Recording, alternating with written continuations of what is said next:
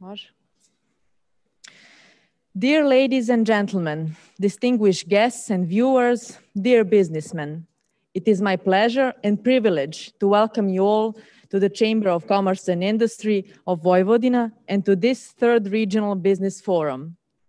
At the very beginning of the forum, the president of the Chamber of Commerce and Industry of Vojvodina, Mr. Boško Vučurević, will address the audience. Mr. Vučurević, please.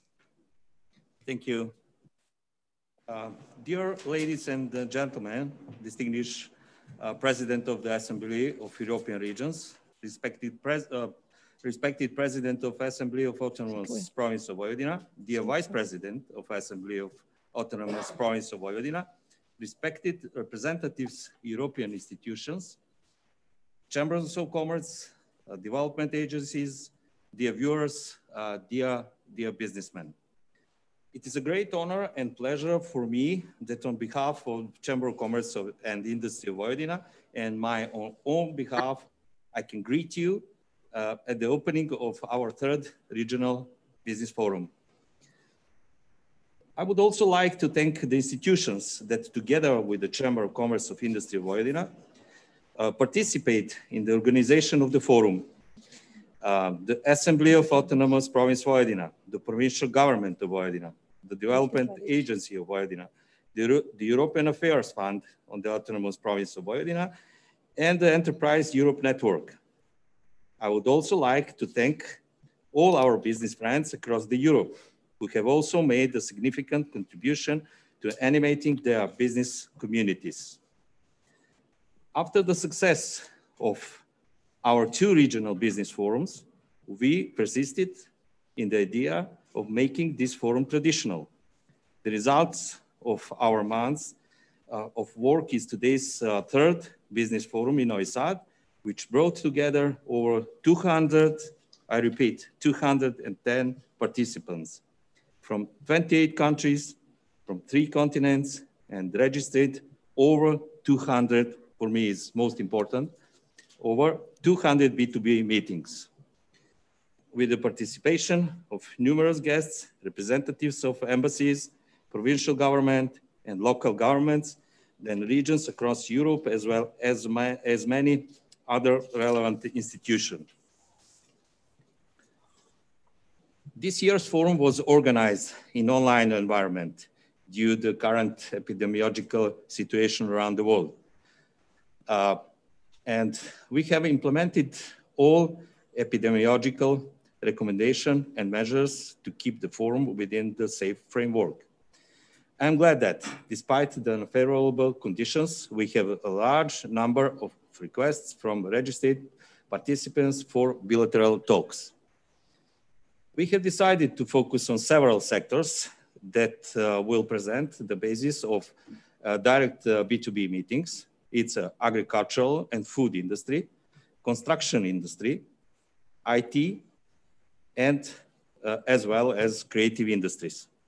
Given that representatives of companies and institutions participate in the talks, this is an excellent opportunity to network new partners and refresh all contacts, as well as present investment and economic potentials of all regions participating in the forum, but also open interesting economic topics. The unity of all institutions and the provincial government in Vojvodina is of great importance to us, as well as with the unified Serbian chamber system and the Serbian Chamber of Commerce and Industry, which we create a real economic environment for further performances of Vojvodina's and Serbian economy in all regional and other markets. At the same time, we are ready to welcome the initiatives of all our partners from European and other regions in order to react in the right way in this very dynamic time for the economic environment. Today, the entire world economy is facing a great challenge in the new conditions, and all companies from micro to the largest corporations need additional support in creating the right economic environment. And here is a network of chambers of commerce across Europe and the world most precise. I'm especially pleased that there are online, of course, presidents and representatives of many chambers of commerce from Europe among us. And that only shows how much importance is attached to business networking and finding partners at such events, which represent the right way to find new markets and new business partners. Dear ladies and gentlemen, dear guests, dear businessmen, I wish you all a pleasant and successful forum, as well as a bilateral talks, with the hope that we will all overcome the current epidemiological situation and that we will be able to see each other again next year here in Novi Sad and at the next hour forum. And I will conclude: strong region, most developed economy. Thank you for your attention. Vučurević. It is my honor to announce Mr. Ištván Pastor, the President of the Assembly of the Autonomous Province of Vojvodina. Mr. Pastor, please. Dobar dan, želim dame i gospodo. Čini mi veliko zadovoljstvo što je Autonomna pokrajina Vojvodina i Skupština europskih regija u saradnji sa Privrednom komorom Vojvodine, Razvojnom agencijom Vojvodine, Evropskom mrežom preduzetništva po treći put domaćin ove veoma značajne manifestacije. Good morning, ladies and gentlemen. It is my great pleasure to welcome you to the third regional business forum organized together with the Chamber of Commerce and Industry of Vojvodina, with the Development Agency of Vojvodina and the European Network of Entrepreneurships. Želim i ovom prilikom da se zahvalim predsjedniku AER-a, gospodinu Magnusu Bensonu, što je bio partner u izvojevanju ove mogućnosti za nas. I would also like to thank the President of the European Association of European Regions for enabling us to be partners in this forum. Koliko je ovo dobra ideja pokazuju i brojke što se tiče broja učesnika i što se tiče zemalja i što se tiče direktnih učesnika ove konferencije. The indicator of how good this idea is are the numbers of the participants of businesses and countries in this forum. Organizacija ovakvih manifestacija uvek iziskuje ogromne napore, ali mislim da je posebne napore trebalo uložiti sada kada su okolnosti u osnovi promenjene u odnosu na ono na što smo se navikli. Želim da se zahvalim svima onima koji su taj napor učinili i u organizacionom i u pojedinačnom smislu. Great efforts have to be implemented for the organization of such events, especially in these circumstances when the efforts should be also individual and the organizational in order to have such an important regional forum. Posebno želim da izrazim naše zadovoljstvo što je sa nama i komesar za susjedsku politiku i proširenje Europske komisije, odnosno Europske unije. I would also like to express my pleasure to have to welcome the European Commissioner for Neighborhood and Association of the European Commission. I ono što je apsolutna novost, to je da su sa nama i naši prijatelji iz Narodne Republike Kine, iz provincije Fujian, koje posebno pozdravljam. What is also news is that we have the pleasure of welcoming our friends from the Fujian province of China, so welcome. Mislim da je tema današnje konferencije veoma aktuelna, od opšteg značaja. I think that the topic of today's conference is very current and beneficial to everybody. Iza nas su meseci i pred nama su meseci u kojima imamo u suštini dva osnovna zadatka, to je da sačuvamo zdravlje ljudi i da obezbedimo normalnost u funkcionisanju društva, pre svega normalnost u privrednim aktivnostima. We have two very important tasks ahead of us, business tasks to preserve the health of people and also to preserve the normalcy of business activities. Ako smem samo veoma kratko da predstavim rezultate sa kojima se mi sa pravom, mislim, možemo dičiti što se tiče Republike Srbije, autonomne pokrajine Vojvodine, to je sljedeće. If I may very shortly present the results that we have the right to be proud of, the results of the Republic of Serbia and the province of Vojvodina. Mislim da su pokazatelji Republike Srbije u poređenju sa okruženjem mnogo bolji. I think that the indicators of the Republic of Serbia in comparison to the surroundings are much better. I kod nas je praktično došlo do pada privrednih aktivnosti što se tiče ukupnog bruto društvenog proizvoda, ali daleko ispod onog nivoa koji je evropska pojava. Taj pad je svega 1,8% na godišnjem nivou. And we have seen the fall of the business activities in terms of the GDP, but it is much lower than in the surrounding areas and the other countries, and it is around 1.8%. Ono što je posebno značajno za istaći, budući da se nalazimo u Privrednoj komori Vojvodine, odnosno ovdje u Vojvodini, da je učinak vojvođanske privrede u okviru ili kao dela ukupnog učinka privrede Republike Srbije daleko bolji, izvanredan je, smeo bi da kažem. What is also important to say is that the contribution of Vojvodina economy in the total economy of Serbia is much better, if I may say so. Za 8 meseci ove godine industrijska proizvodnja beleži rast u Vojvodini na nivou od 4,5%. In the last 8 months, the Vojvodina economy has seen the growth of the production in the processing production of 4.5%. A u prerađivačkoj industriji je taj rast od 4,8%.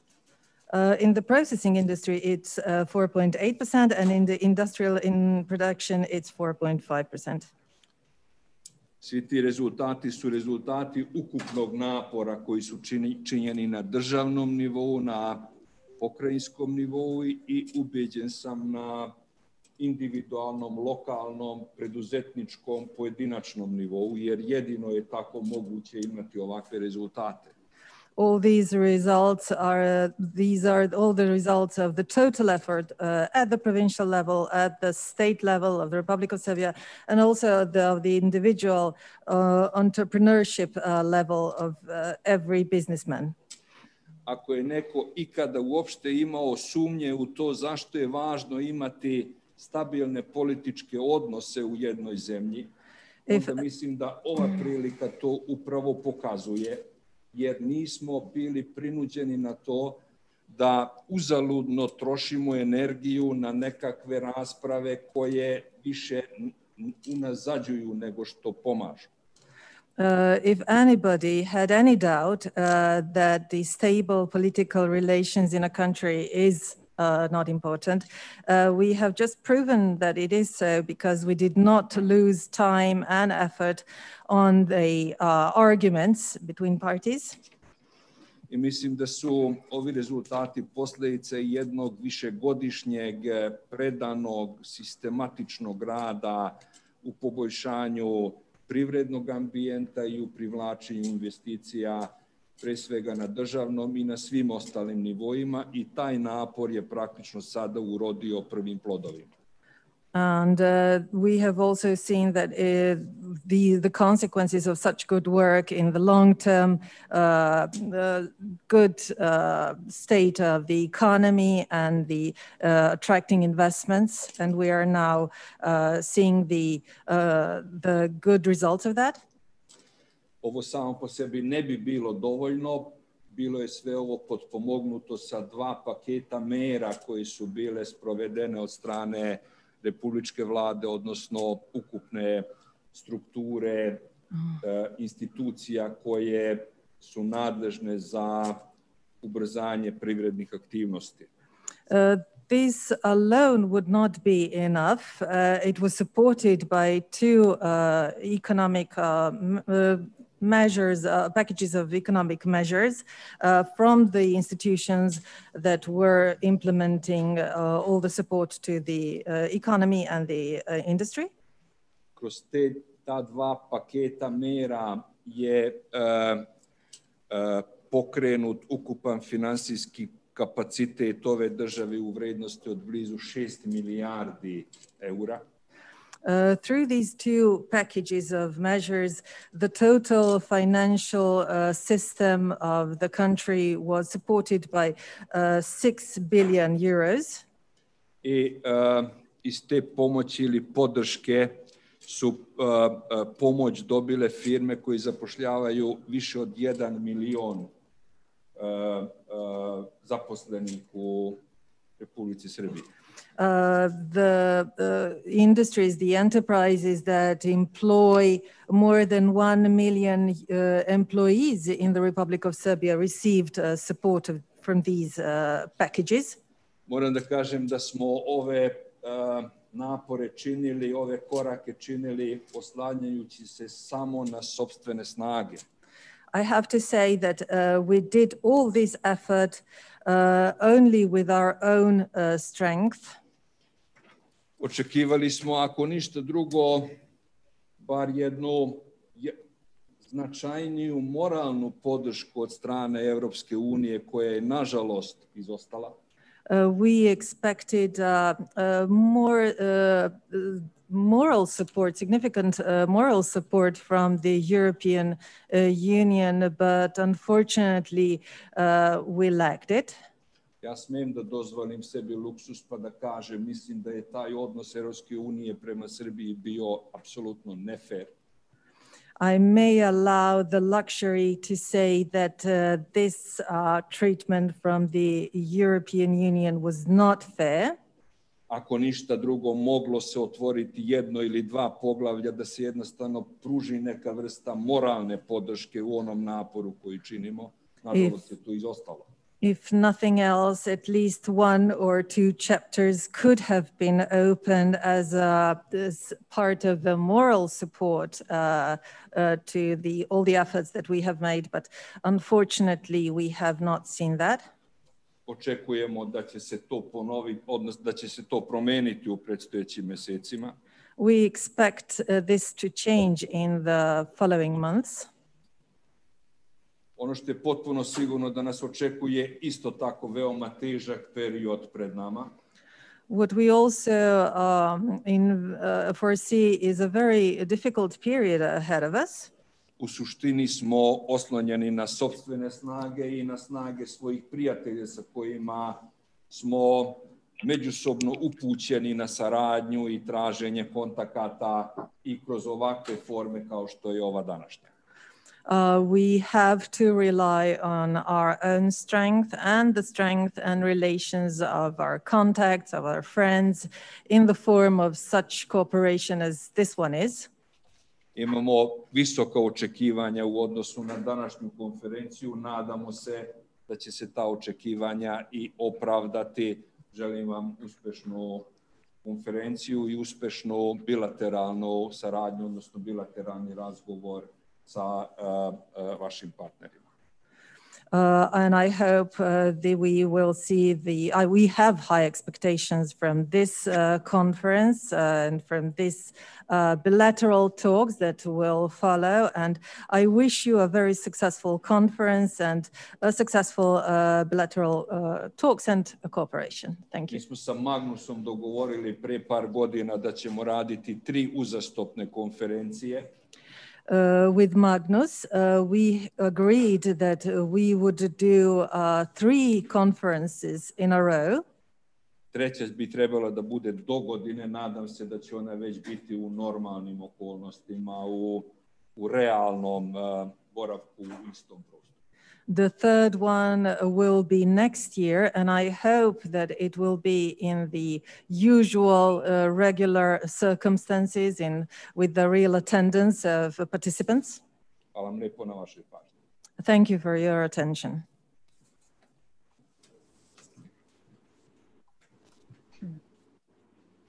Thank you very much, Mr. Pastor. I'm pleased to introduce our next speaker, Mr. Magnus Benson, the President of the Assembly of European Regions. Mr. Benson, please. Thank you very much. Yes, I'm Magnus Benson, the President of the Assembly of European Regions, but I'm also a regional politician in my home region of Västra Götaland in Sweden, where Gothenburg is the major city, where I'm the Minister for Environment and the Vice President of the Regional Parliament. So firstly, I would like to thank our partners and hosts for welcoming us today and hosting this annual forum. Thank you to the Autonomous Province of Vojvodina, Chamber of Commerce and Industry of Vojvodina, and Vojvodina Development Agency and the Enterprise Europe Network. A big thank you as well to the President of the Autonomous Province, Mr. Istvan Pastor, and the AER Vice President, Mr. Damir Sobenica, and to Mrs. Sanja Shiflish for all the continued support and preparation for this event.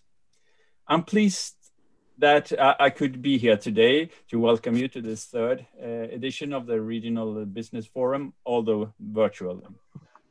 This year has been shaped by the COVID-19 pandemic.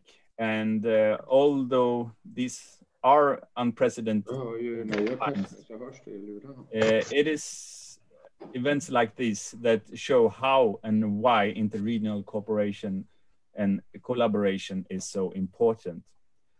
The goal of this forum is to exchange on support for SMEs, promote business and commerce, intensive and incentive the possibilities of and to collaborate and share best practice between regions. We are pleased to see that there have been almost 200 registrations from 25 different countries that will be taking part in the B2B meetings following this very interesting plenary session.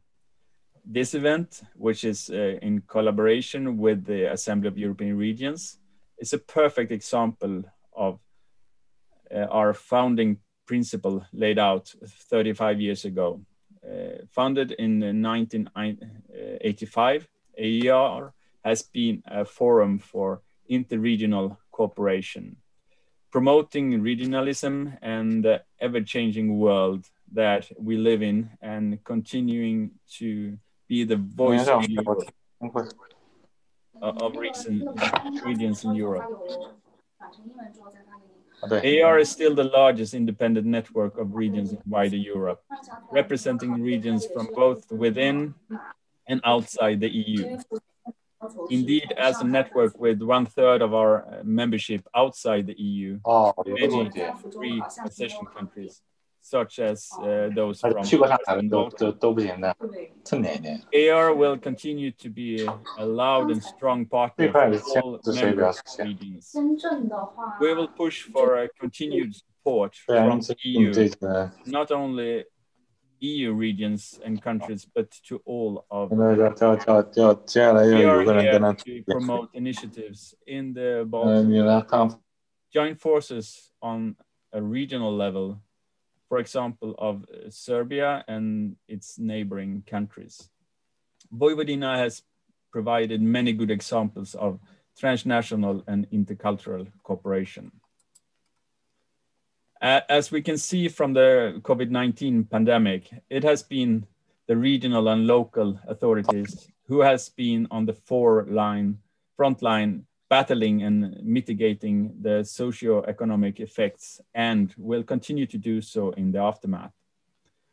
As the level closest to our citizens, we believe it is necessary that the regional and local level must be closely involved with the decision made at international, European, or national level.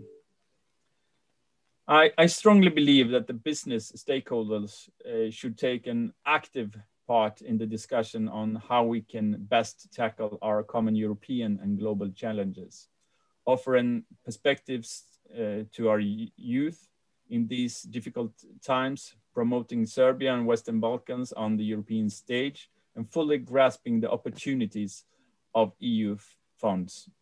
This is only possible through a cooperation between politicians and business leaders led by the public interest. Moreover, it is important that we learn and exchange with another.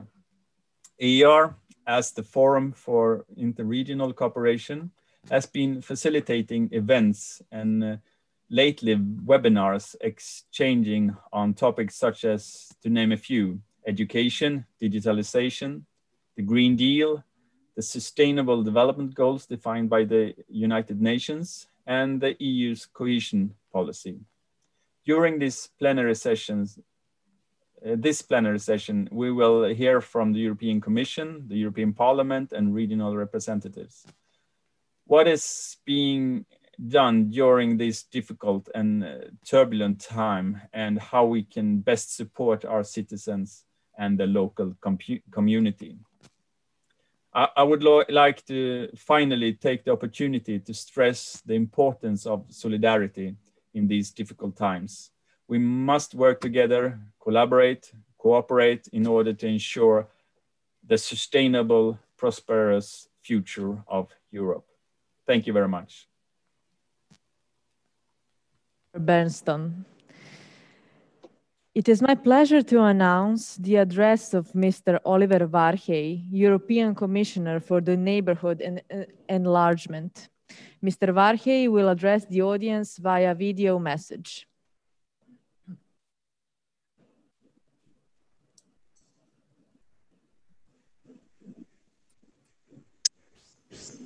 I am pleased to be addressing you today at an unprecedented moment in our lives when we need to collectively join forces to fight the COVID-19 pandemic and ensure our economies recover and become more resilient. As you know, the pandemic did not deter us from working hard with and for the Western Balkans. Indeed, the region remains our priority, as its future lies firmly in the European Union. Through the crisis, we continue to stand by the region. We have put our efforts first into providing significant emergency assistance to the region, and second, to help the economy deal with the immediate impact. Specifically, for businesses, our COVID response included €455 million lifeline to ensure survival in the short term and recovery in the mid-term of businesses in the private sector. But a lot more needs to be done. That is why the Commission is working with the government of the region to make use of all possible means to boost the economic development and convergence of the region with the EU. A month ago, the Commission has adopted an economic and investment plan. With the plan, we aim to mobilize up to €9 billion in grant funding.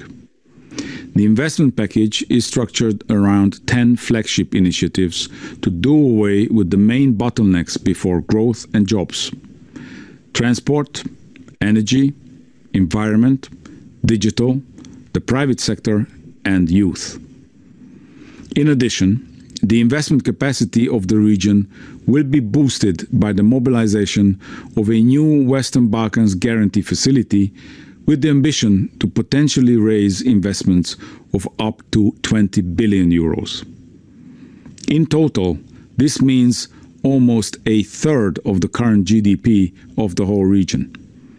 Investments leveraged by this support could potentially increase, by conservative calculations, the region's real GDP by at least 3.6%.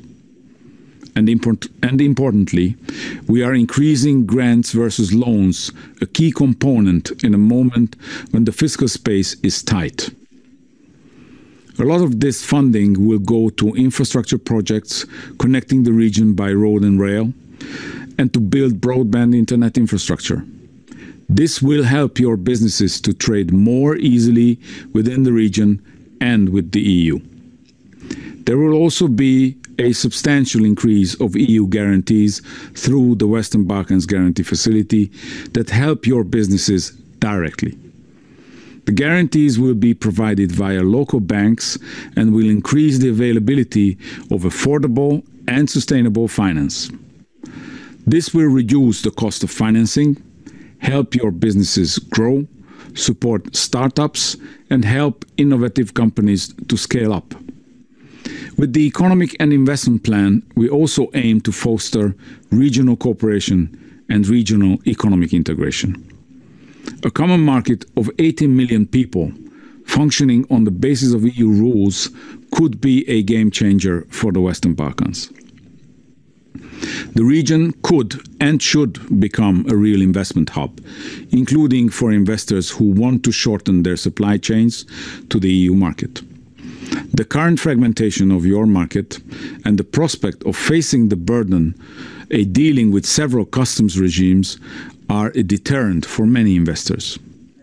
The World Bank calculated that a full market integration of the region could lead to almost 7% of additional growth. Unleashing this potential should be a priority. This is why I am looking forward to leaders of the Western Balkans agreeing an ambitious action plan to develop a common regional market at the Sofia Summit. This common regional market would bring great advantages to your businesses. If successfully implemented, goods will be compliant with EU standards. This would mean that the business in Vojvodina or anywhere else in the Western Balkans could trade its industrial and consumer goods within the whole Western Balkan region without any obstacles. Boosting investment and economic growth in the Western Balkans will only be possible if governments firmly commit to and implement structural economic reforms, strengthen the rule of law, and improve public administrations. These reforms are essential for an environment favorable to entrepreneurship, job creation, and sustainable investment. And the European Commission will continue to accompany these efforts. To conclude, while we deal with an unprecedented crisis caused by the pandemic, we also need to use the opportunities emerging from it. We need to grab it together to create growth and jobs in the region for the region.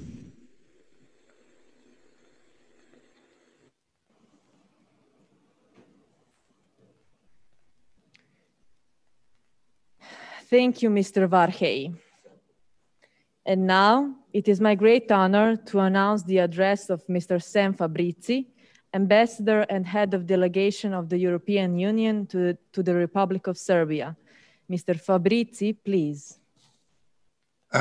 Dobar dan svima. A good morning to all of you from Belgrade. It is certainly a privilege to address this regional forum at the presence of so many authority from Vojvodina, from different institutions and players in the region. And certainly I will make some complementary messages to what already the Commissioner Varelli has said. I will make five quick points. The first one is that the COVID-19 is not deterring the EU to continue its work in the Western Balkans with the Western Balkans. The 2020 has been a very busy year.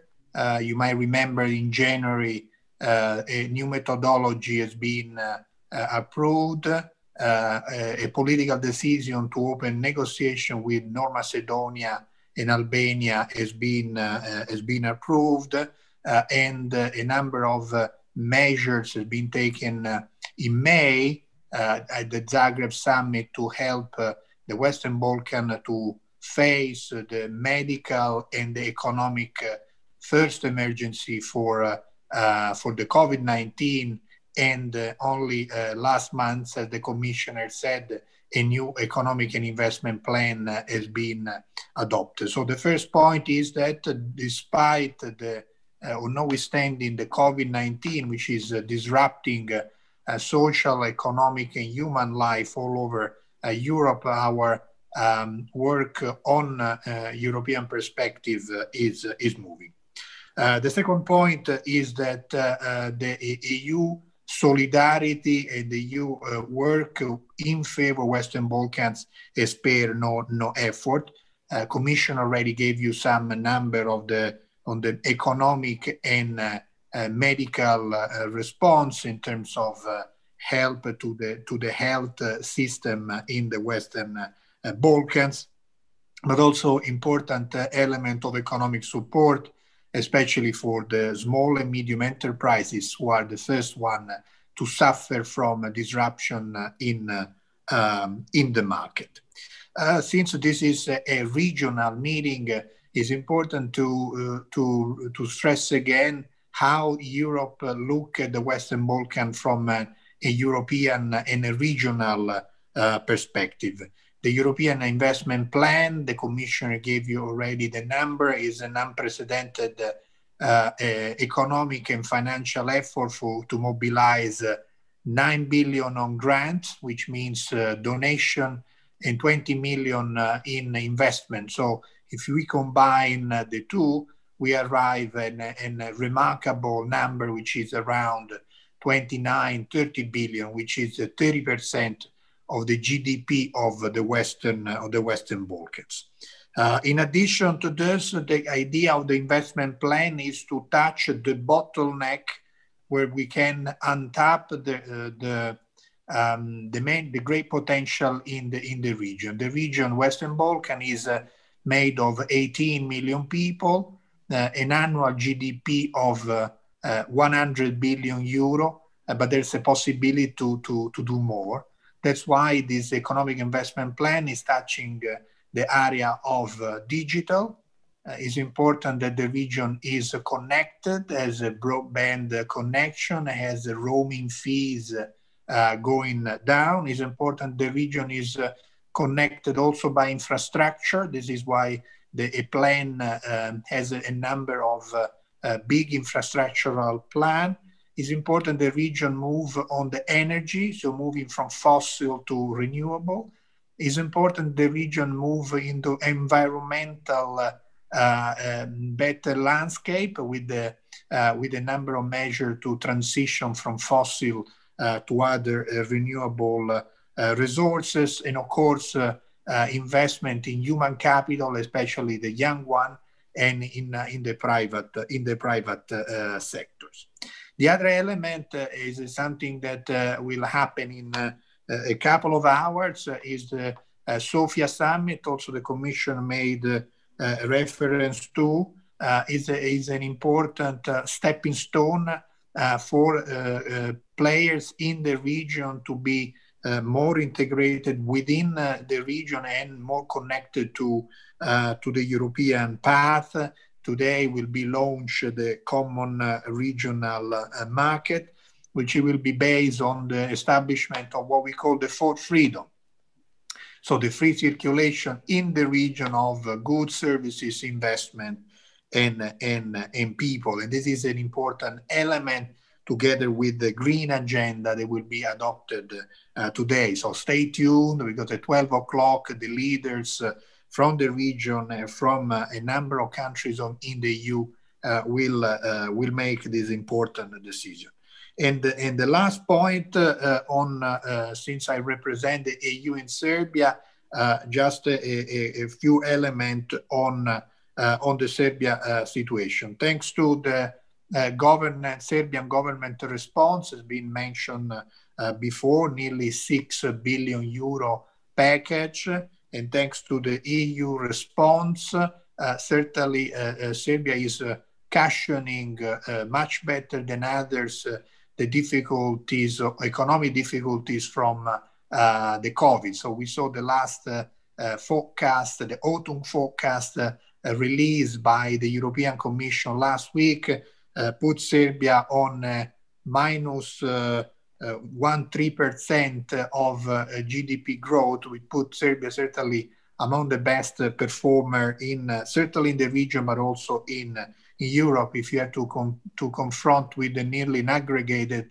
minus 7% in the Eurozone. So we hope that this economic measure plus the investment coming from the region, from European Union, will allow Serbia and all the region to have a strong rebound in 2021 and in the years to come. So there is a need to continue to work all together as Serbia and the Western Balkan region is the beneficiary of the European Union economy.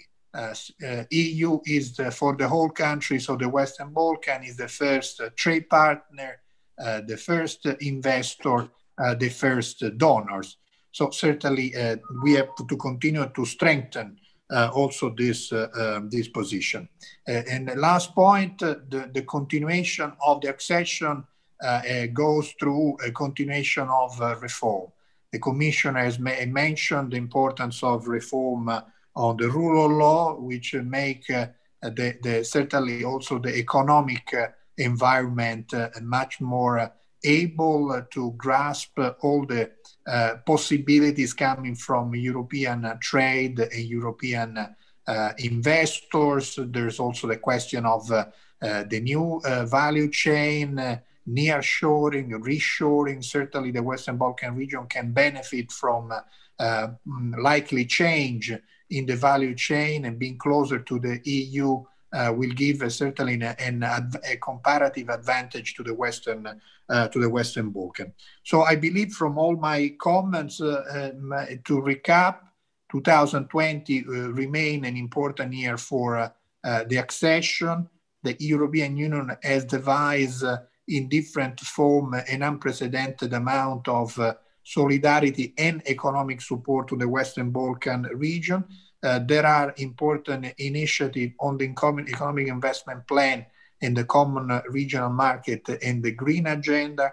There's a need to continue to the structural reform to advance the accession, and also to possibility to progress also in terms of new chapters and new reform for Serbia in the foreseeable future, but is also linked to the speed of reform, and certainly a call on the business environment to continue to drive for the regional integration and for the accession. The business voice is particularly important, particularly strong, especially in this period.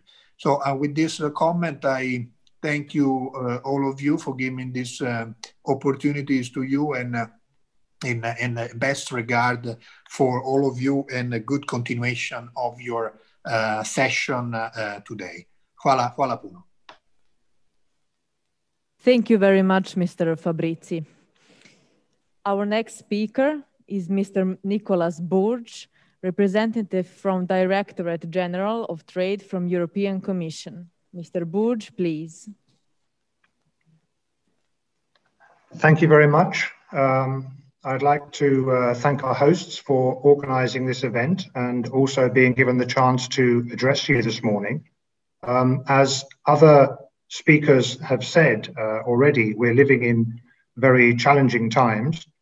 And last week, you may have seen that the European Commission issued its autumn economic forecast, and this makes very sober reading.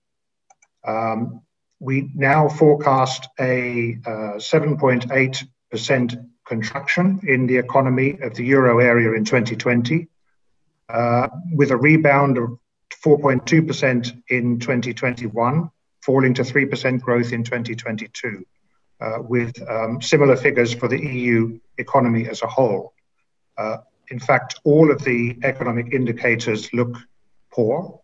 For example, unemployment is expected to rise up to more like 10% in 2021 and only fall in 2022.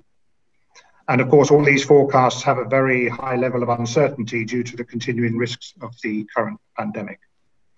Now, in these circumstances, the European Commission is undertaking a comprehensive review of EU trade policy. We launched a public consultation, and this remains open until the 15th of November. And as a result of this consultation, we will be preparing a new Commission communication in the first quarter of 2021 to devise a more modern and up-to-date trade policy.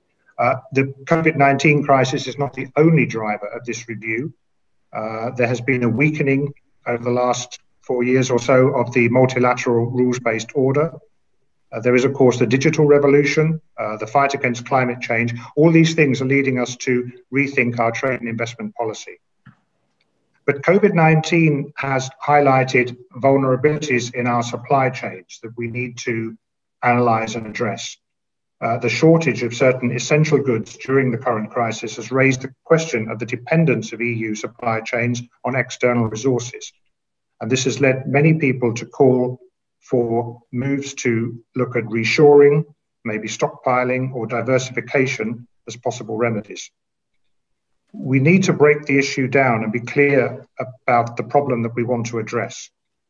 We need to identify vulnerabilities before designing a calibrated response. For example, in the case of the shortage of personal protective equipment in Europe, we made the wrong assessment, which then led to the wrong policy response. Some EU countries introduced export restrictions, where in fact the right thing would have been to look at increasing production. It was a mistake we should avoid repeating. We did at least manage to exempt the Western Balkans from this measure with effect from the end of April, and the regulation has expired completely at the end of May. But we need to learn from those lessons. And one thing is becoming very clear, as other speakers have already identified, the case for closer economic integration between the EU and its neighbours is stronger than ever, especially with the Western Balkans. Increased trade and investment, more diverse trade and investment, will be key elements to support economic recovery. With a population of nearly 80 million, as previous speakers have said, the region is an important market for the EU and a transit area for European and international goods with a skilled workforce for companies ready to invest. The Western Balkans have therefore a key role to play in the global value chains that supply the EU, and this role has potential to be further reinforced.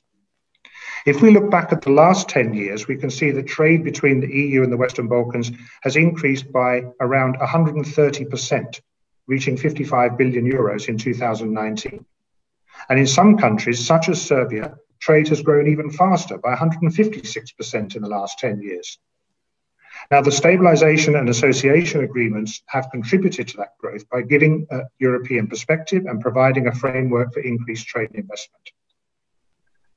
For each of the Western Balkan countries and for the region as a whole, the EU is the leading trade partner, accounting for almost 70% of total trade. I also note that there are very few trade barriers or trade irritants between the EU and the Western Balkans, which is certainly not the case when we look at other parts of the world. We also see that the business and investment climate in the region has improved over the past decade.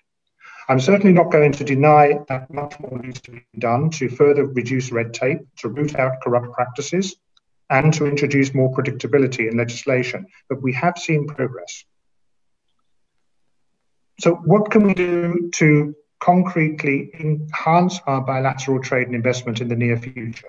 Well, in the medium term, the most effective means for bringing about further integration of the Western Balkans into the EU market, and of course improving the business investment climate, is EU accession.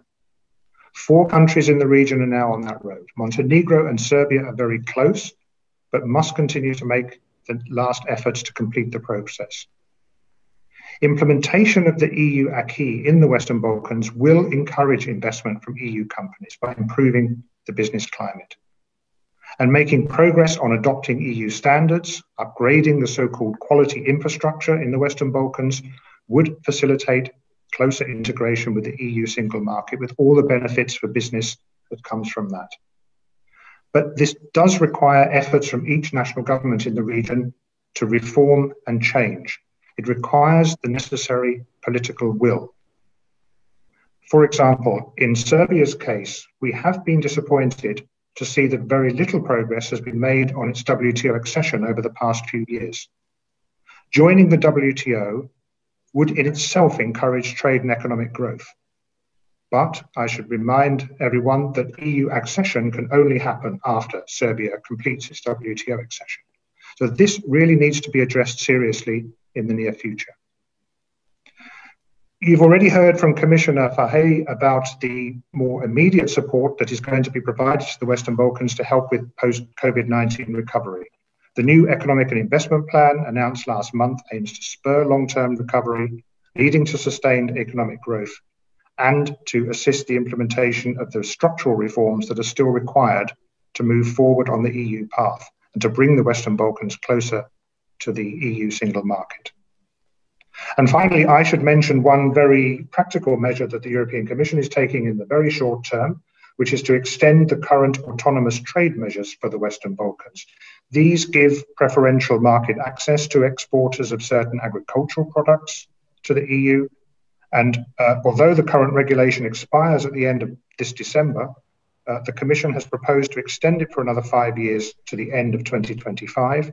And the final legislative procedures are now being completed by the European Parliament and Council to ensure that this amended regulation will come into force by the 1st of January, which means there'll be no legislative gap and that Western Balkan exporters can continue to benefit from preferential tariffs going into next year.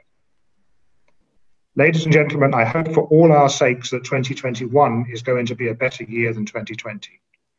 The road to economic recovery from the pandemic will be difficult for us all, but I hope that we can travel along that road together as partners, using the positive experience of the last decade.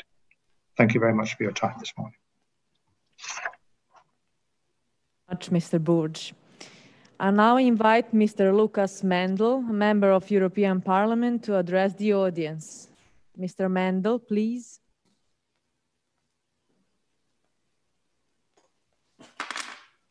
Thank you, everybody.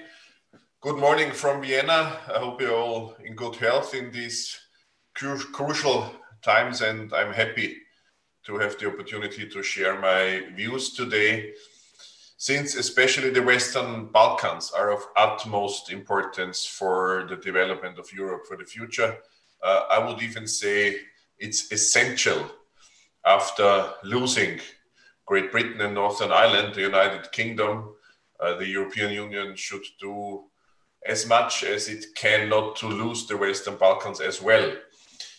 I know that the Western Balkan countries, 6 of them are not yet EU member states, but I know there are influences from other parts of the world which don't necessarily share our common values in terms of democracy, rule of law, human dignity, individual freedom. But I also know from many different occasions and due to many years of experience, the European identity the people of the Western Balkan countries have and conduct in all their life, the vast majority of the people there. And these are good reasons to strengthen the ties. The Assembly of European Regions is of exceptional importance for that process due to many different reasons. One of the reasons is that we are active on the regional and the local level. And we all know that the famous quote that all politics would be local is true. And when it comes to questions of economic development, but also to questions of education and other things that are important in the Western Balkan countries, things are effective on the local level and on the regional level, or they are not really effective. And that's one of the reasons why our Assembly of European Regions make a huge difference. And another reason is that we are actually pioneers as Assembly of European Regions, since many municipalities and regions in the Western Balkans are already involved in the Assembly of European Regions, since our activity as AER does not stop at the borders of the European Union, but is also relevant and involving local communities, local officials and regional officials outside the EU. That's why we can do a lot to connect. And connection seems important to me. First of all, within the Western Balkan countries and between the 6 of them, and secondly, of course, also with the EU. What I mean in terms of economy, especially in the, let's say, at the moment rising economic crisis due to the pandemic, is that the CEFTA, the regional economic agreement between the Western Balkan 6, should be strengthened as much as possible. It means economic prosperity, but it also means more contact and stronger ties between the people, the citizens of the different 6 Western Balkan countries, and that's something we should contribute to.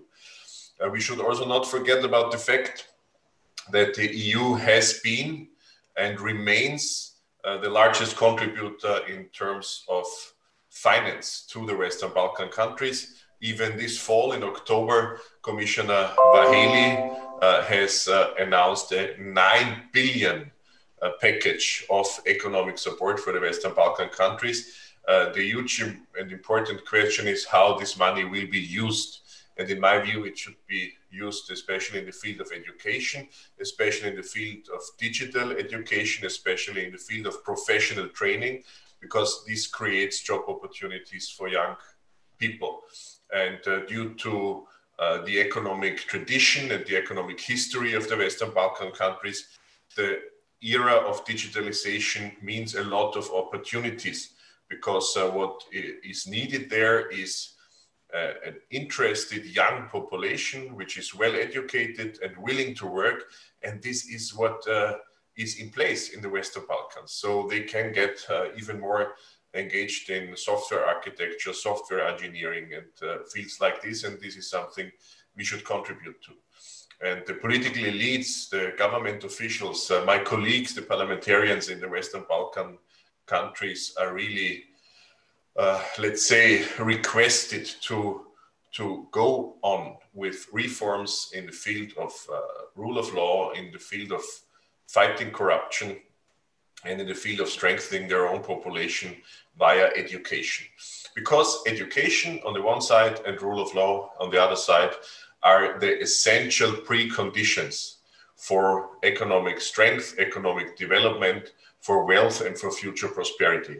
Why is that? Because businesses, enterprises tell me, yeah, they are willing to invest in the Western Balkans, especially due to the really interested young people there, but rule of law has to be in place. A company, an enterprise has to be sure that rule of law is in place in order to invest major amounts of money. That's why rule of law is so important. That's why fighting corruption is so important. And to keep up this young population and to strengthen this young population, education and professional training seems so important to me. So it's not only the question what amounts of money will be spent by European Union, by private investors and others, but also how the money is used. And my recommendation would be to use it in the fields I have already mentioned. And my recommendation would be to strengthen the local level, to strengthen the regional level, to connect with them, and also for all branches of government on federal levels to listen to the local level and to the regional level in order to better connect and to conclude, to overcome historic conflicts, also via economic cooperation. That's why, in my view, CEFTA, the regional economic cooperation agreement, should be strengthened, and Albania, North Macedonia are, let's say, at the door of European Union for accession negotiations. We try to speed up with that, but what we need is reforms on the side of the Western Balkan countries in order to be influential in terms of European values in all the European territory, which does not only mean in the European Union member states, but also in those who are not yet member states, especially in the Western Balkans. And I guess each and everybody should know one can count from both sides, from the Western Balkan countries as well from the European Union. One can count on the Assembly of European Regions to be a large contributor to a positive and constructive process towards the future. Thank you for listening, and I'm carefully listening to what the others have to say in order to strengthen our ties. Stay healthy, all of you. Thank you very much, Mr. Mendel. And now, representing Region Murcia in Spain, I ask Mr. Juan Jose Martinez Lozano to take the floor. Mr. Martinez Lozano, please. Dear authorities, dear colleagues, good morning, all of you. Thank you for the invitation to participate in the event in order to share the experience of the region of Murcia in dealing with the economic effects of the pandemic and the strategy put in place to mitigate these effects in the regional business sector. There are many challenges facing regions at a time when the whole of Europe is being hit hard by the pandemic, and regional and local authorities are in the first line of defense. The government of the region of Murcia has pioneered its response to a health crisis that is leading to an unprecedented economic and social crisis, the extent and intensity of which we do not yet know. Even since February 2020, efforts have been coordinated and all possible resources deployed to address them. Together with the containment of the health crisis, all the efforts of this region were focused on maintaining and recovering economic activity and job creation as soon as possible, as well as protecting particularly disadvantaged groups, because we can only say that we have overcome this crisis if we all do it together. Our Regional Development Agency, the Instituto de Fomento, launched in March a contingency plan to minimize the impact of coronavirus on regional companies. A coronavirus monitoring committee composed of the main sectoral business association of the region of Murcia was established, and during all this month, a close contact has been maintained with the businesses sector to provide information, different economic analysis, and the exchange of concepts and ideas. Similarly, unaware of the lack of liquidity of SMEs, support lines were immediately put in place for companies, with the co-financing of ERDF funds, such as the COVID line, to support companies that have suffered the effects of the pandemic, or support lines for ICT, cybersecurity, e-commerce, innovation, management and teleworking, or digital transformation of industry. All these support schemes have been implemented between April and September. With a view to lasting impact on the regional economy, we have launched Reactiva 2020, Economic and Social Reactivation Strategy, the most ambitious economic reactivation plan our region has known in its almost 40 years of history. It is a plan with the huge challenge of overcoming the tremendous global impact of the COVID pandemic on our economy and our society. This strategy is the result of the coordinated work of the regional government together with all the regional stakeholders, and it is a key instrument for balancing the way out of the crisis and stimulating a new economy that values the knowledge and potential of the region of Murcia, generating synergies between all public and private sectors. The strategy will inject more than €1 billion into the regional economy by the end of the next year, through the launch of nearly 300 measures oriented to reducing the tax burden, protecting the businesses, creating jobs, and revitalizing the economy. We will devote more than €44 million specifically to stimulate our productive fabric and to help our self-employed and SMEs, who are the ones who create wealth and jobs, and who we must support with all the resources we can in this very delicate situation. Some of these support lines have already been mobilized, as I pointed out at the beginning. The Regional Development Agency has made available to companies around €14.5 million through the so-called COVID line. We have already earmarked €5 million in loans on advantageous terms for our self-employed, SMEs, and companies in general, so that they can have liquidity to face the negative effects of the pandemic on their businesses. And I would like to point out two key aspects of the implementation of the reactive plan: the exemplary efficiency with which the various sidelines have been launched, and the particular effort to speed up the assessment and approval of the application so that the money reaches the companies as soon as possible. Because every minute counts for the self-employed and entrepreneurs who demand help, but also celerity and efficiency in our management. Another key action of the Regional Recovery Plan is the Recovery Plan of Industrial Activity. In the region of Murcia, we have a strong industrial sector that has proved to be one of our greatest strengths to deal with the COVID crisis. It accounts for approximately 20% of the GDP of the region of Murcia, 2.4% more than the national average. The agri-food sector, the energy industry, metallurgy, the manufacture of metal products, the chemical and pharmaceutical industry, or the textile, leather, and footwear sector stand out for their strength. A sector whose future lies in technological innovation, digitalization, sustainability, and energy efficiency through the use of low pollution and renewable energies such as photovoltaic energy or hydrogen. Hence the importance of the Industrial Activity Recovery Plan, with a total allocation of 8.2 million euros, which has also been agreed with the main industrial regional stakeholders.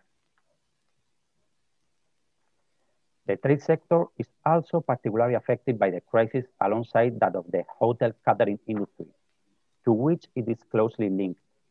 It is seriously suffering the impact of the COVID-19 with closures and destruction of thousands of jobs. That is why we have also focused our efforts on helping this sector with different support programs. These programs target areas such as technological innovation, microcredit support for retail trade, or to municipalities, services, and infrastructure. These are the main actions undertaken by the government of the region of Murcia to address the economic effects of the pandemic and mitigate these effects on the regional business sector. But the crisis transcends the response capacity of a municipality, a region, or a particular country, and it is essential to combine and coordinate efforts and resources in order to curb its terrible consequences in all sectors. In this context, the European Union is the key player that must lead the way out of this crisis, providing the member states with the necessary resources and helping to guide us towards a more efficient, more sustainable, more social and resilient economic model. In this regard, the regional government is working intensively with all socioeconomic regional actors within the framework of which we have called the Next Calm Strategy on the definition of green and digital transformation projects in the region of Murcia, to be included in the Spanish National Recovery Plan, to be submitted to the EU Recovery and Resilience Facility. Dear friends, the coronavirus is not only a threat, but a reality that is still with us, and we must learn to live together until a vaccine becomes widely available. Meanwhile, we must invest every effort to regain the economy, considering that balance sheets are of no use when the human life cost is unbearable. Thank you very much. Thank you, Lozano. Our next speaker is representative of region Abruzzo in Italy, Ms. Alessandra Santini, who will address us via video message. Good morning, everyone, and thank you for inviting us to this regional business forum. My name is Alessandra Santini from Region Abruzzo, that is located in the center of Italy on the Adriatic seaside. Regions and cities, as here in Abruzzo, have been on the front line since the beginning of 2020 to face the emergencies caused by the COVID-19, and we had to focus efforts to protect the health and the welfare of our citizen. The emergencies is now running again, and region is boosting and accelerating the initiatives already planned in the past month. According to the principle of the bottom-up level and participatory approach, the regional government is confronting with local actors and stakeholders, municipalities, local company, of course, to collect the priority projects and initiatives that can be immediately implemented. according to the real needs of the territory. And of course, we also identify the relevant financing line. Abruzzo, to face the emergency caused by COVID-19, issued a number of ordinances and laws to manage the lockdown and restart phase. In addition, an integration of national laws. In particular, the region approved two laws, 9 and 10 of Jan 2020, related to extraordinary and urgent measures for the economy and employment related to the epidemiological emergencies from COVID-19, and urgent provision in favor of the tourism, retail, trade, and other services sector. On October the 27th, the region has allocated 27 million euros in addition to the already paid out and available funds to implement action and measures foreseen by these two laws. These laws issues, in addition to the national measures, priority measures to ensure immediate availability to businesses in serious shortage of liquidity and to preserve the continuity of economic activities, contribution, not refundable funds, indemnities. In example, 6 million euros to small medium enterprises to buy equipment and machinery, 3 million to support for company holding maritime state concession and to ensure safety and prevention, more than 1 million euros addressed to the municipality and companies in the red areas. The region also grants to the owners of tourist, commercial, artisanal, industrial businesses and also self-employed holders a contribution to support the cost for the property lease contract for whose activities remain suspended in March-April 2020. Furthermore, specific intervention have been set up to the safeguard of employment levels. The region grants also a not refundable contribution to companies in all economic sector. This contribution is provided on the condition that the amount of revenues of fees relating to April 2020 has decreased by at least a third compared to the of that of April 2019, and is determined by a percentage of the last April 2019 revenues. The region now is also working on the renegotiation of some European funds to have more available sum. This laws provides an economic contribution to the companies holding also maritime state concession for intervention related for guarantee measures, safety and interpersonal distancing. This has been very important for our region where there are many activities that are running in the summer times as we are in the seaside. This was a short overview to the measure focused on small medium enterprise. Of course, there are other measures related to public municipalities, families, and so on. In example, 181 beds have been added to the hospital in Pescara to face the emergencies, and 40 are in intensive care, in example. The region has also some priorities for the futures with the aim of a stable recovery in our sector. And to make an example regarding the sustainable development, the key words are digitization and accessibility to all of a stable and fast internet network, also to promote the smart working, new technology, especially in transport with a focus on hydrogen. We are running working table as regard the application of hydrogen technology on rail, ports and airports, energy efficiency on building, smart electric grids and public smart lighting system, sustainable and slow mobility and cycling path. So this was a quick overview of the action running and future challenge with the hope to overcome this critical moment together and to meet in person. So from Abruzzo, thank you and stay strong and safe.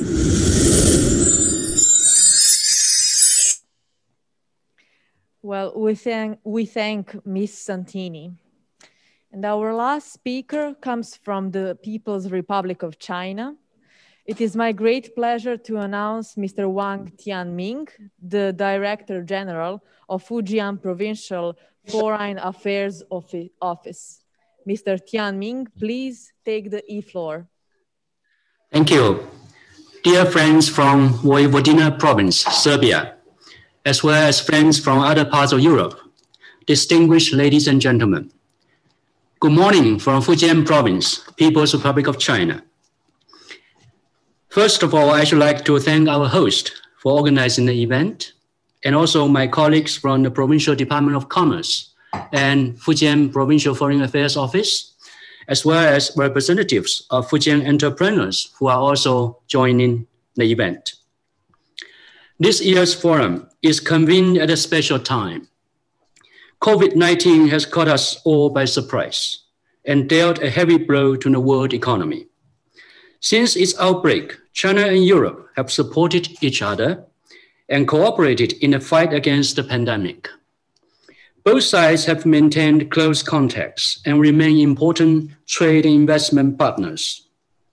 In a recent China-Germany-EU Leaders Summit, President Xi Jinping and EU leaders announced the signing of the China-EU Agreement on Geographical Indications, pledged their commitment to speeding up the negotiations on the China-EU Bilateral Trade Investment Treaty, and decided to forge China-EU green and digital partnerships.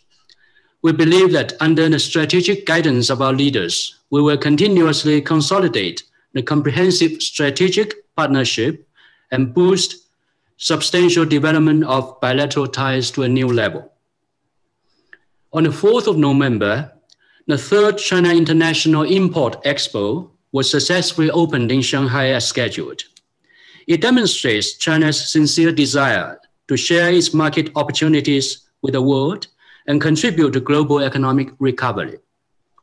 As President Xi stressed in his keynote speech, bearing in mind the common interests that bind us all, countries need to work together to make economic globalization more open, inclusive, and balanced for the benefits of all. As a coastal province in China, Fujian will continue to open wider to the rest of the world. In 2019, Fujian's GDP increased by 7.6% to 4.2 trillion RMB yuan. Its per capita GDP exceeded $15,000, ranking number 5 in China. Despite the negative impact of the pandemic, Fujian's economy remains resilient. In the first 3 quarters this year, its GDP grew by 2.4% over the same period of last year.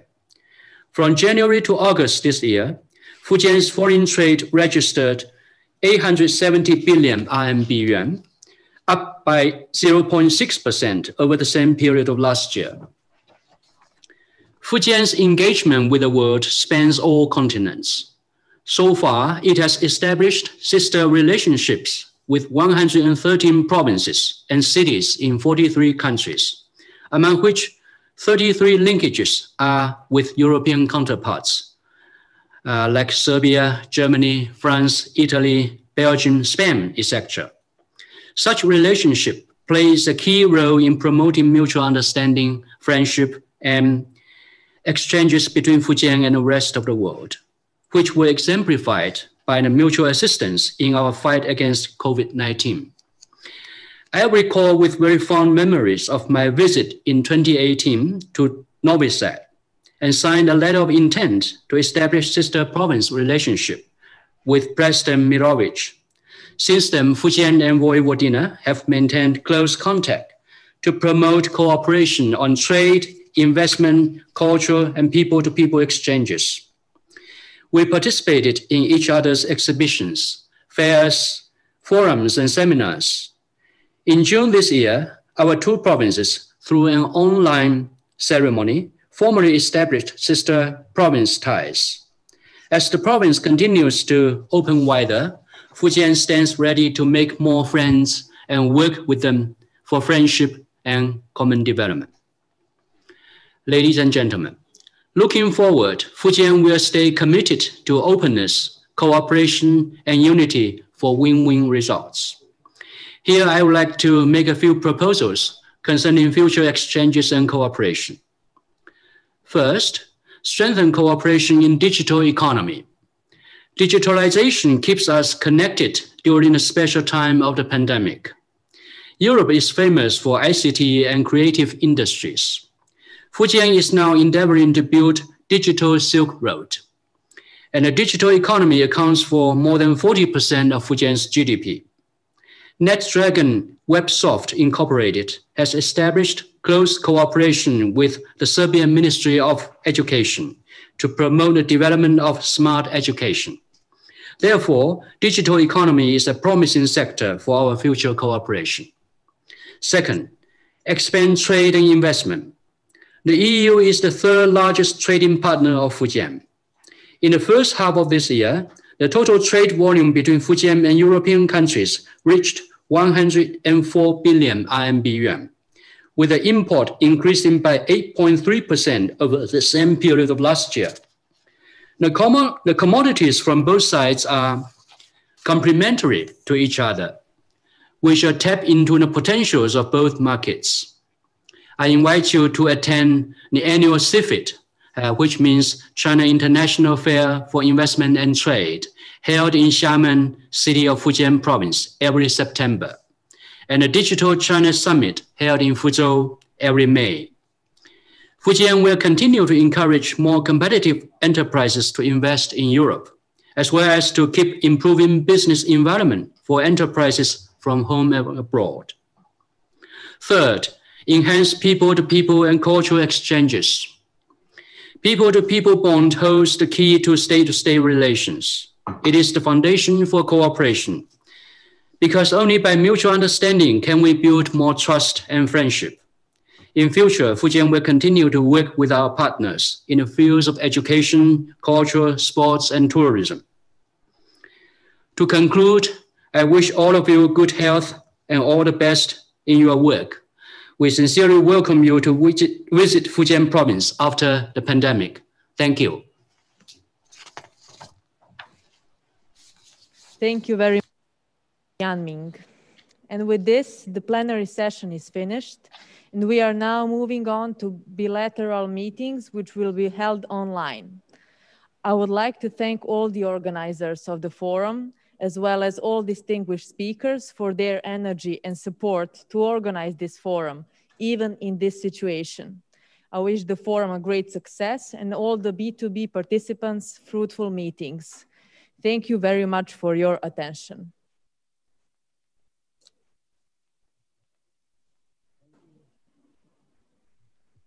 Thank you.